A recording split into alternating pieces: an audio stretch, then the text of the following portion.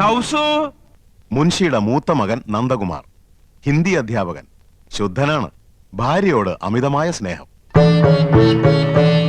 നന്ദകുമാറിന്റെ ഭാര്യ തനി നാട്ടുമ്പുറത്തുകാരി, അല്പം ആഡംബരഭ്രമം ഉണ്ടെങ്കിലും നല്ലൊരു കുടുംബിനിയാണ്.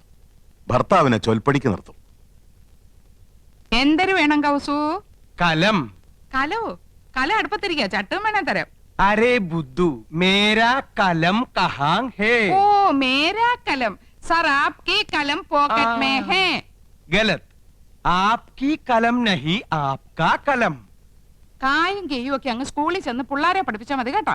ദേ, ഇവിടെ മാതൃഭാഷ അല്ലാതെ മറ്റൊരു ഭാഷയും പ്രയോഗിക്കാൻ പാടില്ലെന്നാ അമ്മാവന്റെ കൽപ്പന. അത് മറക്കണ്ട. കൗസു, ഇന്നിപ്പോ എന്താ ഇത്ര തിരക്ക് പിടിച്ച പണി? ഇന്ന് തിങ്കളാഴ്ചയാന്ന് അറിഞ്ഞൂടെ? ठीक है, आज सोमवार है. ഡ്യൂട്ടി മാറി. ഇന്ന് പ്രാതൽ ഉണ്ടാക്കേണ്ട ചുമതല എനിക്കാ. അപ്പൊ ഉച്ചഭക്ഷണത്തിന്റെ ഡ്യൂട്ടി? അതാണെന്നല്ലിക്ക. ഓ, ഇന്നെങ്ങനെ രുചികരമായിട്ടുള്ള ഭക്ഷണം കഴിക്കാലോ. യോ, അപ്പൊ ഞാൻ ഉണ്ടാക്കുന്നതിനൊന്നും രുചിയില്ലാന്നല്ലേ? എനിക്കറിയാം. ഇപ്പൊ നിങ്ങൾക്ക് എന്നെ ഒട്ടും ഇഷ്ടമല്ല. എന്റെ വീട്ടിൽ വന്ന് ഹിന്ദി ട്യൂഷൻ എടുത്തതും പ്രേമിച്ചതും കല്യാണം കഴിച്ചതും അന്നൊരു ഹിന്ദി പാട്ട് പാടുമായിരുന്നല്ലോ. ഒക്കെ മറന്നില്ലേ? സഹിച്ചല്ലേ പറ്റൂ. 5 പിള്ളേരുടെ അമ്മയായി പോയില്ലേ? ചൗദുവിൻ കച്ചാന്ത് ഹോ യാബ് താബ് ഹോ ബദ്മാസ്. क्या होना?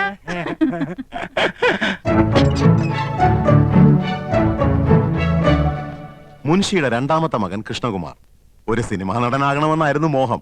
പക്ഷേ ഇപ്പൊ കോടതിയിൽ ഗുമസ്തൻ. കൃഷ്ണകുമാറിന്റെ ഭാര്യ നാട്ടുംപുറത്തുകാരി, പൊങ്ങച്ചക്കാരിയാണ്. 10ാം ക്ലാസ് വരെ പഠിച്ചു എന്നൊരു ഹുങ്കുമുണ്ട്. ഒന്ന് നിർത്തണുണ്ടോ? അമ്മാവനപ്പുറത്തുണ്ടെന്ന് മറക്കണ്ട.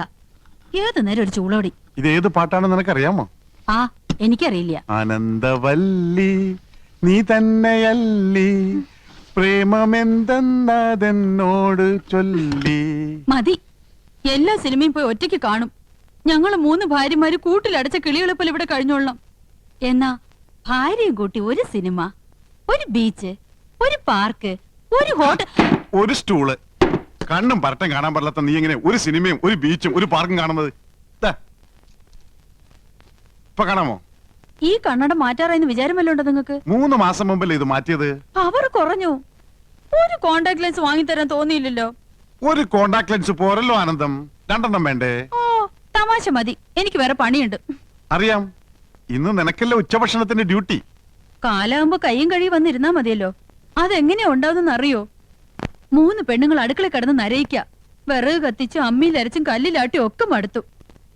എന്നാ ഭാര്യമാരല്ലേ, അവരുടെ അധ്വാന ഭാരം ഒന്ന് കുറയ്ക്കാൻ ഒരു ഗ്യാസ്, ഒരു മിക്സി, ഒരു ഗ്രൈൻഡർ, ഒരു ഫ്രിഡ്ജ്, ഒരു... എന്നാ തുച്ഛശമ്പളക്കാരായ ഭർത്താക്കന്മാരല്ലേ ചെലവ് കുറക്കാൻ വേണ്ടി ഒരു സാരി, ഒരു മാല, ഒരു വള, ഒരു കുട്ടി, ഒരു നേരത്തെ ആഹാരം, ഇതൊക്കെ മതിയെന്ന് നിങ്ങളും വിചാരിച്ചില്ലല്ലോ. ദേ, നിർത്തണുണ്ടോ? എന്നെ കൊണ്ടൊന്നും പറയിക്കണ്ട. ഞങ്ങൾ 3 പെണ്ണുങ്ങളിൽ നിന്ന് പുകയ്യ. എന്റെ ഷർട്ടും കിടന്നു പോയിരുന്നു. അയ്യോ,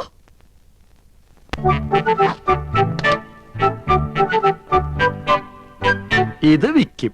മുൻഷിയുടെ 3ാമത്തെ മകൻ ഗോപകുമാർ, ആയുർവേദ മെഡിക്കൽ റെപ്രസെന്റേറ്റീവ്, സരസൻ, വാചാലൻ.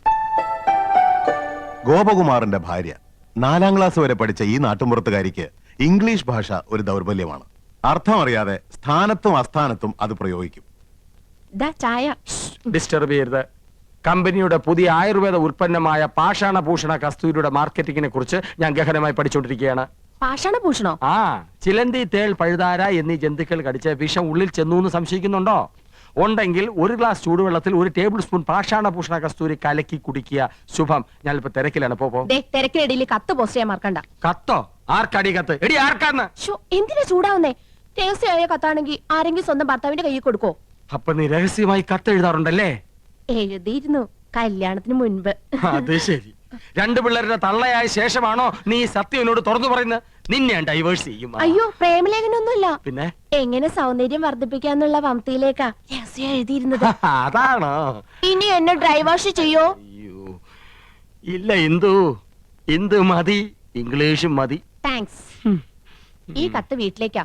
ഇക്കുറി വിഷുവിന് ഞാൻ വീട്ടിലേക്ക് ചെല്ലില്ലെന്ന് അറിയിക്കാനാ. വിഷുവിന് നീ വീട്ടിൽ പോകുന്നില്ലേ?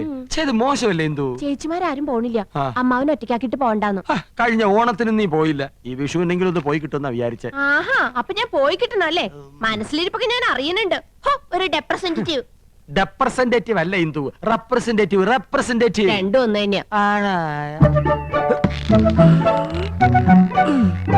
മുൻഷിയുടെ ഇളയ മകൻ ചന്ദ്രു വക്രബുദ്ധിക്കാരനാണ്. ഈ കോളേജ് കുമാരൻ.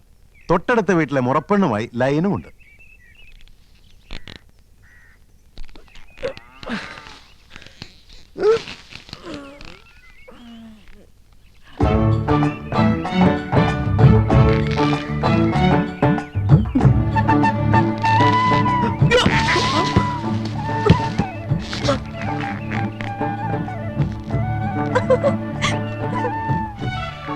ചന്ദ്രു, കോളേജിൽ പോകാറായി. കസർത്തിനും കഴിഞ്ഞില്ലേ? കഴിഞ്ഞു.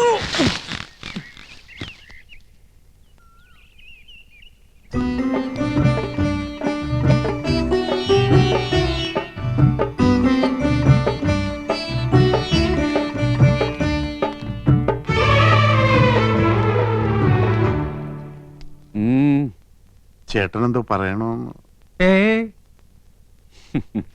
നന്ദകുമാരൻ എന്തോ പറയാനുണ്ട്. അർദ്ധോക്തിയിൽ വിരമിക്കണ്ട, പൂർണ്ണമാക്കിക്കോളൂ. കൃഷ്ണനും ഗോപനും സ്വന്തമായിട്ട് വണ്ടിയുണ്ട്. എനിക്കും ഒന്ന് വാങ്ങിയാലോന്ന്. സെക്കൻഡ് ഹാൻഡ് പോരെ? മതി. അപ്പൊ ശകടമാണ് വിഷയം. ഗോപകുമാരന്റെ ഒപ്പല്ലേ നീ എന്നും പോണത്? നിന്നെ സ്കൂളിൽ വിട്ടിട്ട് അവനെ ഓഫീസിൽ പോയാ പോരെ? അതിന് 2 ശകടങ്ങട് വേണോ?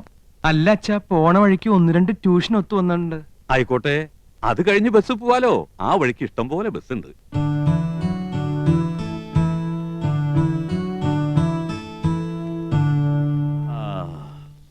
നിങ്ങളൊക്കെ മുതിർന്നു, ജോലിക്കാരായി, ശമ്പളക്കാരായി, സ്വന്തമായിട്ട് തീരുമാനങ്ങൾ എടുക്കാനുള്ള പ്രാപ്തിയുണ്ട്.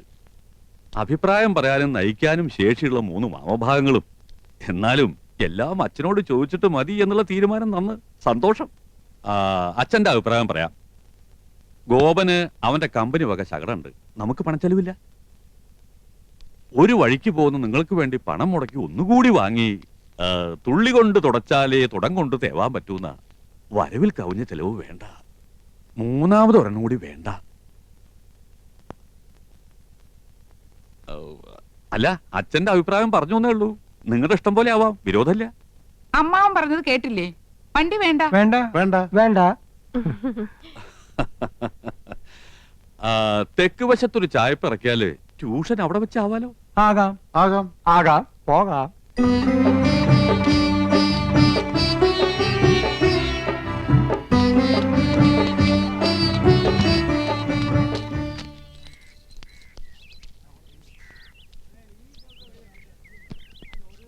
മാളേക്കൽ വീട് പെയിന്റ് ചെയ്യണ്ടല്ലോ. പുതിയ താമസക്കാര് വരുമായിരിക്കും. വിട് വിട്. മക്കളെ, സൂക്ഷിച്ചു പോണം. പതുക്കെ പോയാ മതി. ശരിയച്ചാ. അച്ഛന് ഭയങ്കര പേടിയാ. കൃഷ്ണ, ഗുരുവായൂരപ്പ, എന്റെ കുട്ടികൾക്ക് ഒരു കുറവും വരുത്തല്ലേ.